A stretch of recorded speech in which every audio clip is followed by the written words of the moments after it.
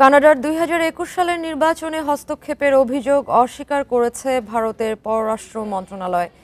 এমন অভিযোগকে আপত্তিকর অভিহিত করে কানাডাই ভারতের অভ্যন্তরীণ বিষয়ে ধারাবাহিকভাবে হস্তক্ষেপ করে আসছে বলে পাল্টা অভিযোগ এনেছে দিল্লি। এক বিবৃতিতে ভারতের পররাষ্ট্র মন্ত্রণালয় জানায়, দিল্লির অভ্যন্তরীণ বিষয়ে হস্তক্ষেপ করে অবৈধ অভিবাসন এবং সংগঠিত অপরাধমূলক কর্মকাণ্ডের পরিবেশ তৈরি করছে অটোয়া। কানাডা সরকারকে এ ধরনের কর্মকাণ্ড থেকে বিরত থাকার আহ্বান জানানো হয়েছে। কানাডিয়ান কমিশনের এক সাম্প্রতিক প্রতিবেদনে ২০২১ সালের নির্বাচনে ভারত পছন্দের প্রার্থীদের গোপনে আর্থিক সহায়তা প্রদানে প্রক্সি এজেন্ট ব্যবহার করে থাকতে পারে বলে অভিযোগ আনা হয়। এছাড়া প্রতিবেদনে অটোয়ার নির্বাচনী হস্তক্ষেপে জড়িত দ্বিতীয় সর্বাধিক সক্রিয় দেশ হিসেবে ভারতকে চিহ্নিত করা হয়।